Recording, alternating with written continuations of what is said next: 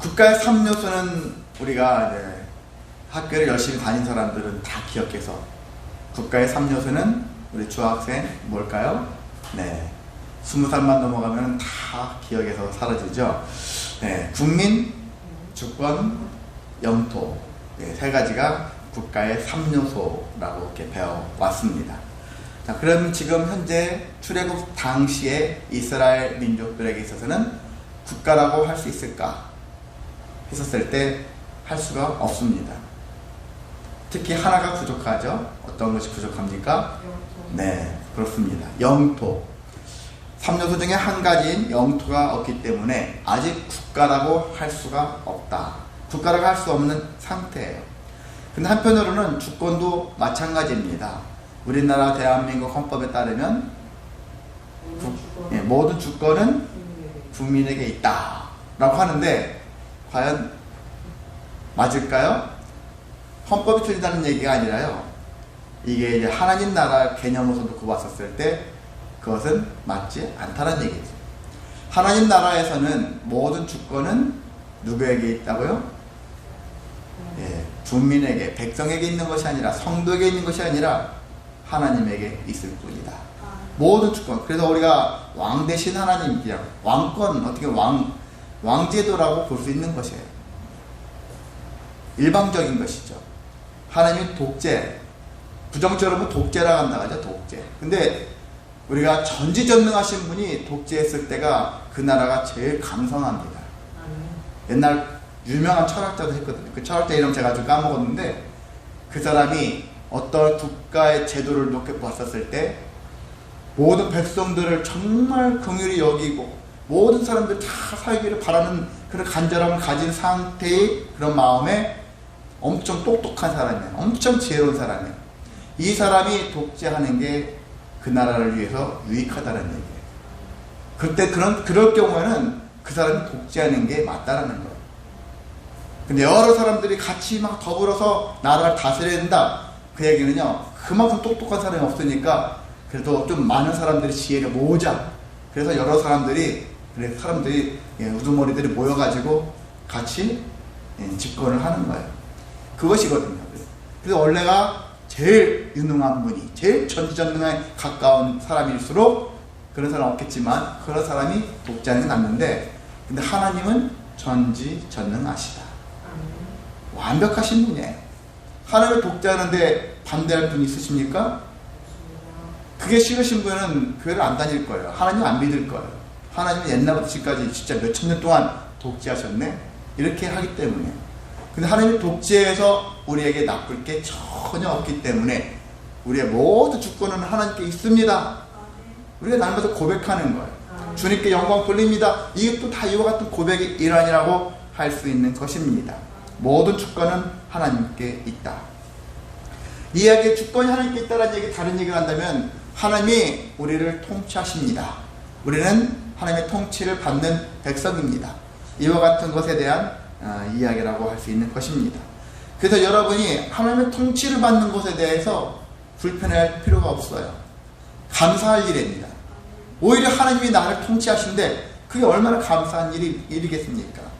마귀가 나를 통치했을 때가 끔찍한 일이 발생하는 것입니다. 마귀가 아니라 하나님이 나를 통치하신대. 여러분이 그러한 인생 되시기를 소망합니다. 자, 그렇지만 하나님은 어떻게 통치하실까 했었을 때, 우리가 지난 시간에 19장 16절에 보면은 하나님이 이스라엘 백성들한테 나는 너희를 제사장 나라로 세우겠다, 그렇게 말씀하셨거든요.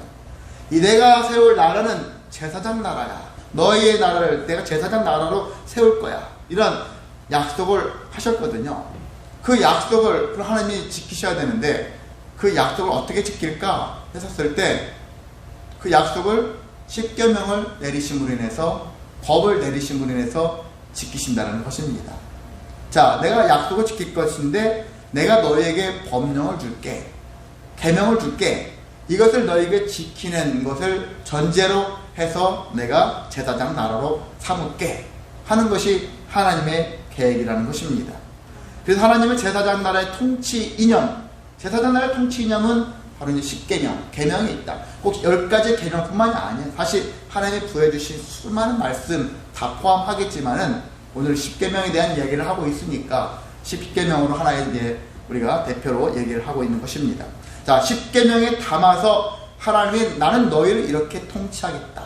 너희를 이렇게 제사장 나라로 만들겠다 하는 그 마음을 우리에게 보여주셨다는 것입니다.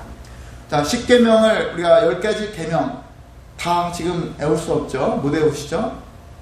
대충은 알겠지만 여러분 순서는 잘 못 외우실 것 같아요. 그래요. 순서를 반드시 외워야 된다는 보장 그것은 없습니다. 근데 하나님의 십계명을 여러분이 한번 생각을 해보자는 얘기죠. 하나님의 십계명이 무엇이고 십계명 속에서 우리는 무슨 의미를 발견해야 될 것이고 하나님이 왜 십계명을 만드셨을까를 한번 돌아볼 수 있는 기회를 가져야 한다는 것입니다. 일반적으로 십계명은 우리에게 어떻게 생각할 수 있냐면요, 하나님이 십계명을 창조했을 때는 제정했었을 때는 무엇을 염두에 두고서 제정을 했느냐? 사실 우리가 성경에 있는 십계명 말고도 세상에 있는 수많은 우리나라 헌법을 비롯해서 법률이나 규칙 같은 수많은 법들이 있지 않습니까? 모든 법들이 왜 생겼냐면요, 하나님을 안 믿는 사람들도 법을 만들고 법을 세우잖아요. 그 법을 지키라고 강요하지 않습니까? 근데 이 법이 왜 생겼냐면은 관계 때문에 생긴 거예요. 관계. 사람과 사람이 관계를 이루며 살아가잖아요. 근데 이 관계를 이뤄가는데 어떤 규칙이 없으면 누군가는 누구를 속이게 되어지고 누군가를 구타했을 때 가해와 피해가 발생하고 어떤 관계 안에서 평화가 깨어질 수 있는 일들이 막 생겨져요. 그랬을 때 이걸 어떻게 처리를 해야 되는가 하는 문제도 발생한다는 것이죠. 그러니까 관계를 원활하게 하기 위해서는 무엇이 필요하냐? 법이 필요한 거예요. 그런 것처럼 이스라엘 백성들이 수많은 사람들이 이제 헐레벌떡 출애굽해서 광야에 나왔잖아요. 나와서 역시 도망가고 이리 가고 저리 가고 그렇게 가느라 바쁘잖아요. 아직까지는 그런 과정인데 그 안에서도 얼마나 이제 다툼이 많고 우리가 그동안 알았듯이 원망과 불평이 많았습니까? 그 얘기는 원망 불평이 많아질수록 스트레스가 늘어나잖아요. 코로나 2년 반 정도 넘게 사람들이 제대로 활동도 못하고 하니까 후유증이 발생한다잖아요. 사람들이 막 스트레스가 높아지니까 정신 이상자도 발생하기도 하고, 심력이 약한 사람들은 그렇게 정신적으로 문제가 발생하는 사람들도 발생하거든요. 정말로.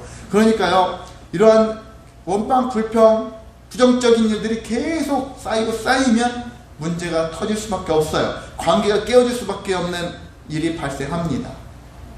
근데 하나님의 백성들이, 그 누구도 아닌 세상 사람들이 아닌 하나님의 백성들이 세상 사람들 못지않게 문제만 생기면 싸우고 다투고 볼성 쌓아놓은 그런 모습들을 보인다는 것이 과연 합당하냐?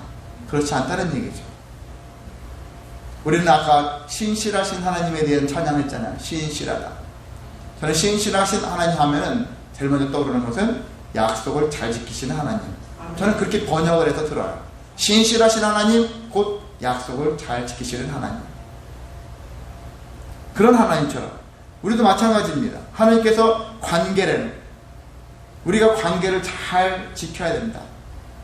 그래야지 신실한 성도가 되어질 수 있으니까. 약속을 잘 지키는 성도가 중요한 거예요. 세상 사람들도 약속 잘 지키는 사람을 우리가 믿을 만한 사람이라고 하지 않습니까? 근데 하나님의 사람들이라면, 제사장 나라의 사람들이 되려고 한다면 누구보다 약속을 잘 지켜야 되지 않겠냐 이것입니다. 그래서 특히나 목회자 같은 경우는 약속을 더 유념을 해야 돼요. 성도들한테 그냥 딱 던져놓고서 다음 주 됐는데 이 딱 짚고 지나가는 목사님들도 제법 있어요. 그러면 안 되는 거죠. 그 누구보다 하나님의 신실하심을 알았다면, 그래, 내가 한마디 성도들에게 던지는 한마디 그런 내가 뭔가를 약속을 했다면 그 약속을 반드시 지키지 않겠다면 하지 말라는 거예요. 그러면은 신뢰가 떨어지는 것이죠. 신실하신 하나님을, 약속을 잘 지키는 하나님을 믿으면서 정작 제사장인 내가 약속을 안 지킨다면 결국 누구를 흔히 말해서 욕먹이는 것이죠? 하나님이지 않습니까? 하나님 믿는 것들 다 저래. 그러면서 하나님까지 욕먹고 하나님까지도 없는 분이 되어버리는 거예요. 그러니까 우리가 약속을 잘 지키는 것처럼 신실하신 이런 관계, 이런 것들을 잘 하려면 하나님이 주신 계명이 필요하고, 그 계명을 잘 지키게 되어지면 사람과 사람의 관계, 또 하나님과 우리의 관계, 이웃과의 관계, 나 자신과의 관계, 세 가지 관계잖아요. 이게 나 자신과의 관계, 이웃과의 관계, 하나님과의 이 세 관계가 원활하게 잘 이루어져요. 그래 모든 것들이 다 순리대로 갈 수 있어요. 화날 수 있고 분노할 수 있고 억울할 수 있는 모든 부분까지도 잘 녹아질 수 있어요. 화합할 수 있는 분위기로 쉽게 갈 수 있습니다. 근데 그것이 안 되는 이유는 법을 지키지 않으니까 그런 겁니다. 일단 법이 없으니까 그럴 수 있고요. 법이 있음에도 법대로 하지 않으니까 그런 문제가 생기는 것이라고 할 수 있습니다. 자, 그래서 하나님이 10계명, 우리가 주신 10계명을 보면은 10가지 계명을 살펴보면은 흔히 여러분 잘 알다시피 1계명부터 4계명까지는 하나님과 우리의 관계와 관련된 이야기들이잖아요. 그리고 5계명이 뭐죠? 그건 아시죠? 5계명은 우리한테 제일 중요한 분이 누굽니까? 우리를 낳은 분, 부모님이잖아요. 그래서 인간과 인간의 관계 중인데 제일 중요한 관계가 저는 부모님과 자식과의 관계죠. 거기서 형성이 잘 이루어져야지 그 자식도 나중에 또 다른 부모가 될 거 아니겠습니까? 이 사회인이 될 건데 그 부모 자식 간의 관계가 엄청 중요해요. 그것이 잘 이루어졌을 때 나중에 이 사회에 그런 사람들이 많아질 때 이 사회가 아름다워져요. 풍요로워지고 정말 은혜로운 그러한 관계 모습들이 형성이 되어집니다. 그래서 우리가 항상 5번째 인간과의 관계가 5번째부터 시작되어지는데 제일 중요한 게 하나님이구나, 아니요, 부모님이구나. 부모님과의 관계 중요하구나. 자식 입장에서 부모님을 그럼 어떻게 대해야 될까? 공경해야 되겠죠. 내 부모님을 공경하라 라고 할 수 있는 것입니다. 그래서 그 부모님 공경하는 것을 신약에서 뭐 약속 있는 첫 계명이라고 했어요. 약속 있는 첫 계명. 얼마나 중요합니까? 자식 입장에서 부모님께 공경하는 것. 하나님을 믿는다고 하면서 교회에는 열심히 충성하고 다른 일은 충성하는데, 다른 부모에 충성하는데 정작 자기 부모에게 충성하지 않는 그런 사람들도 제법 많습니다. 주변에 많은 그런 얘기들이 있거든요. 그건 순서가 잘못된 것이죠. 나의 부모에게 충성하지 않으면서 다른 부모에게만 열심히 충성하는 거, 그렇게 살면 안 되는 것이죠. 제일 중요한 게 일단 내 부모죠. 나를 낳아주시 길러주신 부모죠. 이제 그러한 입장에서 출발을 해야 하는 것입니다. 한편으로는 그래요. 요즘에 애견이라든지 어떤 동물들을 많이 키우는 사람들 있죠. 동물들을 위해서는 한 달에 몇십만 원 쓰고, 그들을 위해서는 막 병원도 몇백만 원 들어가도 아끼지 않고 당연히 여기면서 부모님을 위해서는 단돈 몇만 원조차도 돈 나갔다, 그렇게 허비했다, 이렇게 생각하는 사람들도 있거든요. 잘 아시죠? 동물들의 배변은 기꺼이 그 뜨끈뜨끈한 느낌 있잖아요. 싼 거 딱 비닐해서 다 잡았었을 때의 느낌. 그걸 기꺼이 하지만 부모님을 위해서는 배변을 누가 받아줍니까? 쉽지 않은 것이죠. 자, 이와 같은 비교가 많이 있는데 우리는 약속 있는 첫 계명이다. 중요한 일이에요. 하나님의 약속. 부모님을 공경함으로 인하여 우리가 받을 수 있는 은혜가 크다라는 사실이거든요. 너희가 약속대로 약속을 받고 싶니? 하나님이 주신 약속을 네가 성취하고 싶어? 그러면 부모님을 공경하라. 이야기예요. 물론 이때는 제가 나중에 후에 추가로 더 다음 주에 말씀을 할 것이고요. 오늘은 그게 아닙니까? 자, 약속의 첫 계명 5계명부터 시작해서 10번째 계명까지. 이건 인간과 인간의 관계에 대한 관점에서 정해진 계명이라고 할 수 있는 것입니다. 자, 그래서 어떤 이들은 1계명부터 4계명까지는 수직이라고 해요. 십자가를 떠올리시면 되겠어요. 하나님과 나와의 관계 속에서 이 수직 관계, 그리고 사람과 사람 관계, 수평 관계, 5번째부터 10번째까지는 수직적인 관계. 이것들이 바르게 서야 되고 바르게 관계를 맺었을 때 우리가 십자가를 따라가는, 십자가의 도를 행할 수 있는 은혜로운 관계로 살아갈 수가 있다라는 것입니다. 그래서 우리가 법 하면은, 그래서 관계를 잘 하라고 세워진 것이구나. 가해자와 피해자를 구분하기 위한 그러한 것도 되겠지만은 그 이전에 관계를 어떻게 풀어가야 될지에 이런 관점에서 법을 보자라는 것입니다. 하나님 말씀을 보면서 말씀이 이랬잖아 하면서 상대방에게 탓대질하고 이렇게 정지하고 하려고 하는 모습으로 근거로 삼지 마시고, 그래 말씀이 이렇게 써있구나 하면서 내가 저 사람한테 어떻게 해야 될까, 정지하려고 하는 마음에서 말씀을 연구하지 마시고 내가 어떻게 저 사람에게 이 관계를 좋게 하기 위해서 내가 어떤 자세로 어떤 태도로 어떤 말로 나아가야 할까, 이것을 찾아내라는 것이거든요. 그래야지 서로가 온전한 화합을 이뤄갈 수가 있는 것입니다. 자, 그러면 이 계명 10가지 계명만 딱 갖다 놓고 만약 벽에 붙여놓고 이거 애우고서 이렇게 살아 했었을 때 이것을 딱 보고서 10가지 계명을 이 계명 왜 생겼지? 사람들은 의아할 거예요. 아무 설명 없이 10개 계명만 딱 붙여놓고 읽고 애우고 이대로 살아 했었을 때 여러분은 왜 외워야 되고 왜 저걸 해야 되지? 아무 설명도 없으면 여러분 잘 안 지킬 거예요. 그렇게 애우려고 하지도 않고 그렇게 살려고 몸부림치지도 않을 것이라고 봅니다. 근데 한 가지를 알게 되어지면은 그 말씀대로 10가지 계명대로 살아야겠구나, 이것을 알 수 있어요. 그럼 무엇을 알아야 될까요? 10개의 계명을 제정하신 하나님, 그 하나님을 알라는 거예요. 그 하나님의 마음을, 하나님의 계획을 알면 되잖아요. 하나님의 의도가 뭐지? 하나님의 10개의 계명을 왜 만드셨지? 그 의도를 파악하면 되잖아요. 의도를 알고 10개의 계명을 쭉 읽으면 다 고개가 끄덕여지고 그대로 살아야 되겠구나, 수긍할 수밖에 없거든요. 그 하나님을 20장 2절에서 함축적으로 말씀하고 있습니다. 첫 번째는 뭐죠? 나는 너를 애굽 땅 종 되었던 집에서 인도하여 낸 내 하나님 여호와니라, 이렇게 말씀하고 있어요. 하나님은 나는 너의 하나님이래요. 너의 하나님. 너희라는 것은 소유격이잖아. 소유. 너에게 속했다, 나에게 속했다, 이런 뜻이잖아요. 난 너의 하나님이다, 그렇게 하는데 반대로 우리 입장에서는 나의 하나님이잖아요. 나의 하나님. 나는 그러면 하나님께 속했다, 내 소속이 결정되어 있는 거죠. 하나님께 속한 자구나. 그러니까 마땅히 하나님 말씀을 들어야 되겠구나. 그리고 애굽 땅에서 인도하신 내 여호와시라, 나를 인도하시는 분이구나. 하나님이 나를 선하게 인도하실 거라는 얘기죠. 그렇기 때문에 내가 이 계명대로 살아야지만이 하나님이 나를 선하게 하시겠구나, 이것을 생각할 수가 있는 것입니다. 그리고 하나님은 우리의 편이라고 말씀하셨죠. 난 너의 편이다. 평상시에도 네 편이다, 그런 얘기 하셨어요.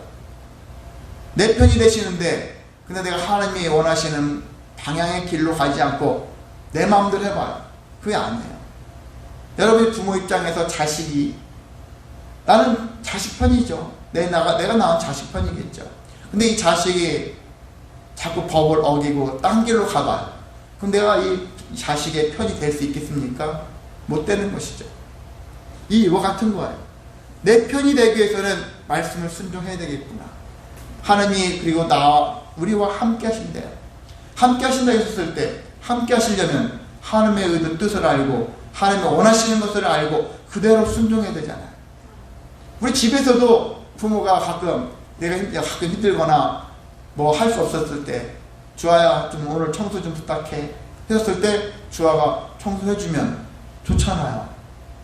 해주는 주아도 부모님을 위해서 청소해주면서 기쁨으로 할 것이고, 부모도 부모를 생각하면서 해주는 자식을 보면서 대견하고 감사하고 그러잖아요. 근데 보면서도 안 해봐요. 서로가 이제 열받기 시작하는 거죠. 서로가 눈치 보고 나중에 두고 보자, 이런 마음이 생겨질 수도 있는 게 부모 자식 간에도 그런 마음이 생겨져요. 그렇기 때문에 하나님의 마음을 알고 하나님과 함께 하기 위해서는 법을 알아야 되고 하나님의 의도를 알아야 되고 그 말씀대로 순종해야 되겠구나. 그것이 곧 하나님을 위한 것이 아니라 나를 위한 것이다라는 사실들을 발견할 수 있습니다. 그래서 하나님은 우리에게 주신 많은 말씀 주셨잖아요. 10가지 계명 말고도 엄청 많은 말씀을 우리에게 주셨는데 그 말씀의 가장 큰 혜택은 우리 자신이라는 얘기입니다. 나를 위해서 말씀을 보자. 나를 위해서 말씀대로 순종하자. 이와 같은 태도로 임하며 살아가시기를 소망합니다. 자, 오늘 10계명 중에서 1계명만 가지고서 말씀을 나누고자 합니다. 자, 1계명 3절 같이 읽어볼까요? 시작. 너는 나 외에 다른 신들을 내게 두지 말라. 예, 너는 나 외에는 다른 신들을 내게 두지 말라. 나 외에는 이라고 되어 있는데 영어 성경에는 어떻게 되냐면 before me라고 이렇게 나와 있대요. before me. 나 전에는 내 이런 뜻을 갖고 있는 나 외에는. 그래서 이것을 다른 어떻게 해석할 수 있냐면 내 앞에는 이란 뜻으로 해석할 수 있다는 얘기예요. 내 앞에는 다른 신들을 두지 말라. 내게 두지 말라. 그래서 하나님 앞에 나아갈 때 다른 신을 끌어들이지 말라는 거예요. 순전한 모습으로 하나님과 나만 마치 독대하는 마음을 가지고 어떤 상념, 잡념 다 내려버리고 하나님께 나아가라는 것입니다. 찬양부터 기도하고 말씀에 거하여 마치는 그 시간까지 온전히 머릿속에 목사가 들어와도 안 되고요. 다른 사람, 다른 것도 들어오지 말아야 돼요. 온전히 하나님만을 만나야 되겠다. 하나님 앞에서 나의 마음을 드려지게 한 소망을 가지고 나아갈 뿐이다. 이와 같은 태도를 가지고 나아가야 하는 것입니다. 이렇게 내 앞에, 하나님 앞에 코람데오 이 마음을 가지고서 하나님께 나아가시기를 소망합니다. 그리고 다른 신들을 내게 두지 말라 그러잖아요. 하나님 앞에 나가야 되는데 하나님 앞에 나아갈 때 다른 신들을 데리고 가지 말라. 두지 말라. 이렇게 얘기하셨는데 다른 신들은 어떤 신들일까? 제가 예전에 우상과 다른 신에 대한 얘기를 말씀드렸죠. 다시 한번 기억하시라고 말씀드린다면 우상은 사람이 깎아서 만든 것이죠. 불상이라든지 우리가 눈에 보여지는 사람이 인위적으로 깎아 만들어 가지고 그 앞에 절하면 그 자체가 우상이에요. 사람이 만들어낸 형상이 우상이라고 할 수 있고 다른 신은 해, 달 이런 것처럼 인간이 만들지 않은 거예요. 그런데 신이다 라고 붙이는 거죠. 해, 신, 달, 신 이렇게 붙이는 거죠. 이런 것들이 이제 다른 신이라고 하는데 기본적으로 사람들은 우상이든 다른 신이든 간에 사람들이 만들고자 하는 욕구가 있어요. 왜 그런 욕구가 생기냐면은 하나님을 떠난 사람들일수록 그런 마음들이 커져요. 그래서 하나님을 떠나면 곧 타락이거든요. 타락이 여러분은 되게 우리가 봤을 때 저 사람 타락했어. 범죄를 막 저지르고 여자를 간음하고 이렇게 폭행하고 사기치고 사람 죽이고 이런 사람들만 보고서 타락했다. 그게 아니에요. 그건 눈에 보여지는 타락이지만요. 근본적 타락은 하나님으로부터 벗어나기 시작하면 타락이에요. 그래서 돌아온 탕자 그 비유도 거기에요. 돌아온 탕자가 이제 둘째 아들이 부모님의 재산을 다 가지고 떠나버리면 그때부터 아버지를 떠난 거잖아요. 아버지를 떠나기 시작할 때부터가 이제 타락의 시작이라고 볼 수 있는 것처럼 타락은 하나님께부터 멀어지기 시작하면서부터 시작되어진다. 그러니까 이미 멀어지기 시작했다면 타락의 시작이라고 볼 수 있는 것입니다. 그러니까 얼마나 많은 사람들이 지금 타락의 길로 가고 있어. 이미 타락에 흠뻑 젖어 있는 사람도 있지만 타락을 시작한 사람들도 얼마나 많은지 모릅니다. 그래서 우리는 기도해야 되는 거예요. 교회 안에서도 보면 타락의 시작이 지금 타락의 균열이 막 일어나고 있는 사람들이 많지 않습니까? 그래서 우리는 그걸 알았다면 난 타락하지 말아야 되겠다. 하나님으로부터 멀어지지 말아야 되겠다. 하나님께 더 가까이 나아가야 되겠다. 이와 같은 굳은 결심을 가져야 하는 것입니다. 자, 하나님을 인식하지 못하는 타락한 사람들이 만들어낸 것이 다른 신들이다 라고 할 수 있는 것입니다. 타락한 사람들은 자꾸 본성적으로 뭔가를 신들을 만들어서 그 신 앞에 뭔가를 섬기려고 하는 태도를 가지고 그 앞에 의지해서 자기들의 욕구를 채우고자 하는 그런 마음들이 있거든요. 그래서 자꾸 다른 신들, 우상들 이런 것들을 만들어서 그 다른 신들을 많이 존재케 하는데, 그런데 이렇게 하게 되어지면은 문제가 발생한다는 것입니다. 자, 이스라엘 사람들 생각해 보세요. 애굽에 있었을 때 이들이 접한 것들은 다 신들이에요. 모든 게 다 신이에요. 여러분 10가지 재앙 생각나시죠? 10가지 재앙 사건은 일종의 신들의 사건이에요. 그들이 신으로 믿었던 것들이거든요. 이 애굽 사람들 신으로 섬겼던 것들이거든요. 그 신으로 섬겼던 것들에게 오히려 해를 받고 있는 거예요. 핍박을 당하는, 박해를 당하고 있는 거예요. 신으로 섬겼는데 오히려 내가 당했어요. 이런 것이죠. 근데 이들이 그걸만 이제 끝난 것이 아니라 가나안으로 가기 위해서 이 광야에서 40년 동안 앞으로 머물게 되어지는데, 가나안 땅에 가면 거기는 아무 신도 없습니까? 아니에요. 기존에 살고 있는 수많은 원주민들이 수많은 또 신들을 섬기고 있어요. 대표적으로 바알신, 아세라신, 이런 신들, 그런 신들을 엄청 많이 섬기고 있어요. 그건 예수님 당시나 그 이후에도 사람들은 예수님만 섬겼을까요? 아니에요. 이스라엘 예루살렘 있잖아요. 예루살렘 성전이 있는 예루살렘 지역 주변을 만약 그들이 유적을 탐사를 하잖아요. 그러면은 예수님과 관련된 유적물도 나오겠죠. 십자가니 뭐니 여러 가지 나올 수 있어요. 그런데 그 말고도 바알 신상과 아세라 신상 관련된 그런 신상들도 꽤 많이 나온다는 거예요. 하나님을 믿는 사람들이 있었음에도 불구하고 여전히 우상들을 섬기는 사람들이 주변에 널려 있다는 것이거든요. 그래서 하나님께서는 그것을 예측하시고 다른 신을 섬기지 못하도록, 오직 유일하신 분은 한 분밖에 없다는 얘기죠. 신은 하나밖에 없다. 이것을 명백하게 얘기하시는 거예요. 우리는 수많은 신들 중에 하나님이 가장 뛰어난 신이다 이렇게 말하면 안 되는 거예요. 다른 신들은 하나님 다 사람이 만들어낸 거고, 하나님이라는 신, 여호와라는 신밖에 없다. 유일하다. 이렇게 얘기를 해야 되는 것이 성도가 가져야 될 태도라고 할 수 있는 것입니다. 그런데도 불구하고 성도들 중에는 전례대로 계속 내려오는 전통에 의해서 부모님 어떤 환경, 문화 이런 거에 우리가 알게 모르게 길들여져서 은연중에 다른 신들을 얘기를 하고 있어요. 다른 신들을 고백하고 있어요. 은연중에 있어요. 그런 것들이 많이 녹아져 있습니다. 다른 신들을 은근히 찾고 있고 다른 우상들을 가까이 하고 있는 것이 우리들의 모습입니다. 그렇게 하게 되어지면 무슨 문제가 생기냐면은 우리가 종교 혼합주의라는 그러한 일들이 생겨지고요. 종교 다원주의 이런 문제가 생겨져요. 제가 찾아봤어요. 종교 혼합주의라는 게 뭘까? 종교 혼합주의라는 것은요, 모든 이방 종교의 좋은 것들만 다 따오는 거예요. 불교도 불교 나름대로 좋은 데가 있네. 불교에서는 욕심내지 말래. 그리고 참선을 가르치니까 절제하는 마음도 더 키울 수 있고, 마음을 다스릴 수 있고, 마음 공부를 해서 어떻게 한데 좋은 것이 있네. 야, 불교도 나름대로 구원이 있어 하면서 좋은 것을 따보자. 이런 마음을 가지고 있는 것이거든요. 좋은 것도 연구해가지고, 여기 또 저기 하는 저쪽 종교에도 또 좋은 것이 있네.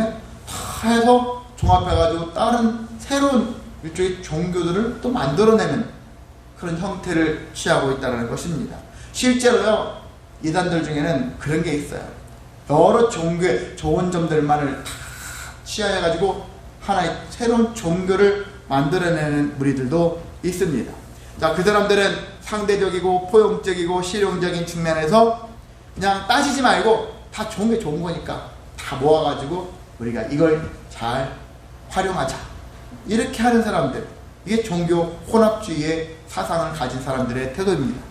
종교 다원주의는 거의 비슷하지만은, 자, 여러 종교는 공존할 수 있다. 함께 섞일 수 있다라는 거예요.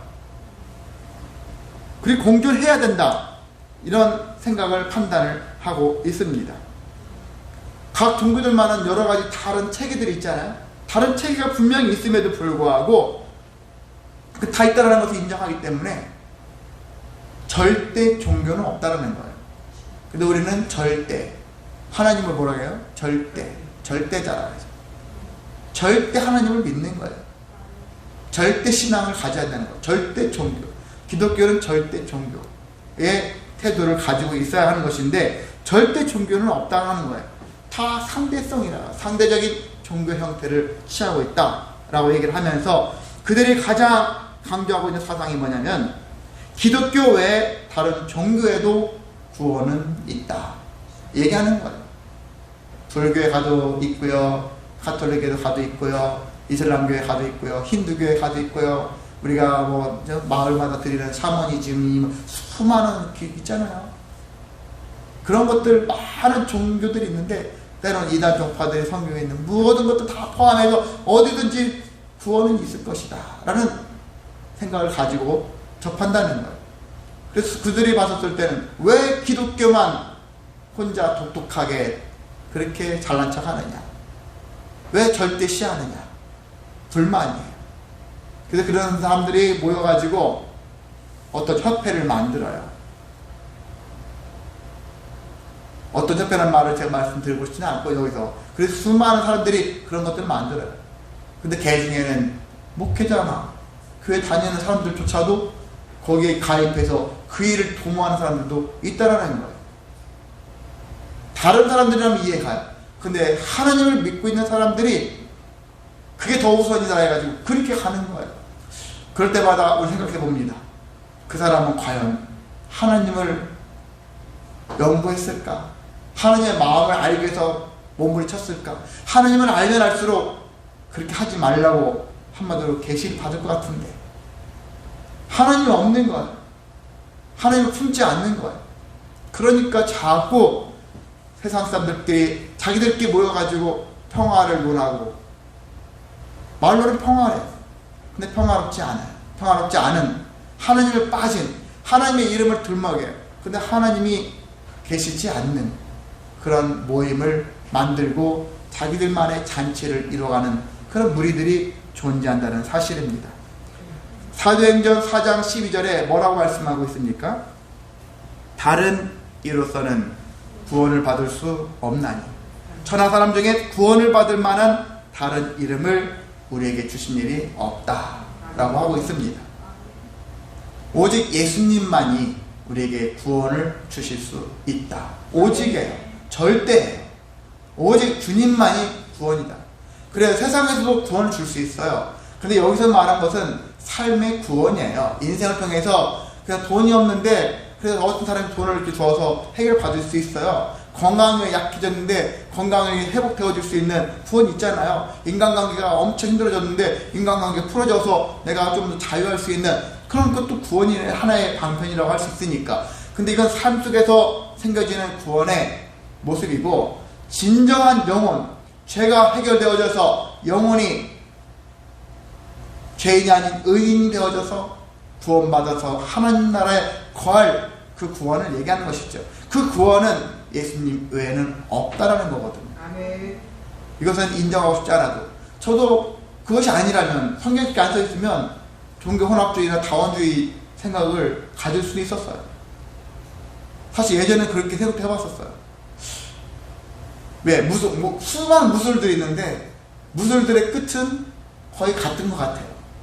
태권도나 뭐 유도나 뭐 있잖아요. 수많은 운동들이 있지 않습니까? 무술 이런 것들, 검도나 다 모양은 다른데 그 경지에 올라간 사람들은 결과적으로 태권도 하는 사람이 정말 최고수의 경지에 올라간 사람이 팔을 뭐 뻗고 다리를 막 펴섰을 때 태권도의 자세도 나오겠지만 태권도의 그 고유의 자세도 아닌 자세도 나올 수도 있다.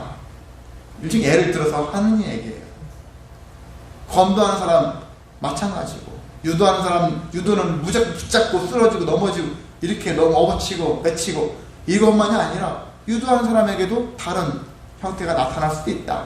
그래서 모든 무술을 다 섭렵하면 이것도 아닌 저것도 아닌 모든 걸 혼합되어져서 가장 이상적인 형태가 나올 것 같다. 제가 예전에 20, 30대 한번 그런 생각도 해봤거든요. 그런 거와 같이 종교도 그렇지 않을까. 여러 종교들이 다 짬뽕되어져도 좋은 것만 잘 취해가지고 하면 가장 이상적인 형태가 나오지 않을까? 그렇게 했는데 말씀에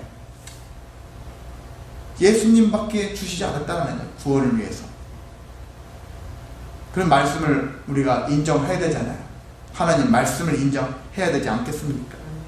그러면 나의 생각이 틀렸다. 하나님의 생각이 옳다. 믿고 하나님의 뜻대로 믿고 나아가야 되는 것이 성도이어야 한다는 것입니다. 그런 것들을 안 했다면은, 분명히 안 했다면은 하나님의 마음을 알기에 미치지 못했기 때문에 그런 판단을 하게 된다고 볼 수가 있는 것입니다. 자, 많은 사람들이 오늘날 우리는요, 가까운 곳에서 많은 일에서 종교 혼합주의, 종교 다원주의 이런 아니면 다른 신들 이런 것들을 섬기고 있어요. 여러분이 저도 그렇게 중요하게 여기고 사랑도 하기도 하는데 돈이나 어떤 인간관계나 건강이나 때로는 자녀들이나 내가 사랑하는 수많은 사람들 그 모든 것들 다 때로는 우상이 될 수 있어요. 다른 신도 될 수 있어요. 그래서 우리가 그렇지 않습니까? 하나님과 재물을 겸하여 섬기지 말라. 여기 재물만 들어가는 게 아니에요. 돈만 들어가는 게 아니라 거기 건강도 넣고 관계도 넣고 자녀도 넣고 뭣도 넣고 하느님이 아닌 다른 것도 다 넣고 다시 한번 읽어보시라는 거예요. 하나님과 그것과 겸하여 섬기지 말라 라는 것들을 여러분이 체득을 하셔서 그래 나는 하나님만 섬기는 자가 되어야겠구나. 하나님께 나아갈 때는 결단코 다른 것들 특히 다른 신들 그들을 믿는 마음 그들을 의지하는 마음 다 떼어버리고 하나님께 나아가야겠구나. 뜯어내야 되는 거예요. 정말 뜯어낸다. 저 지방에 어떤 목사님이 뭐든 뜯어낸다라는 어떤 이야기를 좀 한참 하셨는데 제가 그 얘기 들으면서 그랬거든요. 제 어릴 적에 제가 손 이쪽에 사마귀 같은 것이 났었어요. 근데 제가 뭐 남으면 남은 가만 안 놔둬요. 착하면 손톱이 이렇게 긁어가지고 결국은 끝에를 잘 해가지고 나중에 뽑아내버렸어요. 뽑아냈는데 그 희열이 있어요. 뽑아냈을 때 피도 나요. 근데 뽑히고 나니까 그 다음부터는 안 생기더라고요. 칼로 도려내면 잘못하면은요 그 싹이 그 뭐 뿌리가 밑에가 남아 있어가지고 또 날 수 있어요. 근데 잘게 건드려서 뽑아내니까 뿌리째 다 뽑혀지니까 이런 일이 생기잖아요. 그래서 우리가 마찬가지입니다. 우리 안에 있는 다른 신들 뽑아내야 합니다. 아멘. 뽑아냈었을 때 깨끗해질 수 있고 선해질 수 있고 하나님의 영광 돌릴 수 있고 하나님께 영광 받을 수 있는 인생이 될 수 있습니다. 아멘. 그와 같은 삶이 되시기를 주님의 이름으로 소망하고 축복합니다. 아멘. 사랑 많으신 하나님 아버지 감사를 드립니다.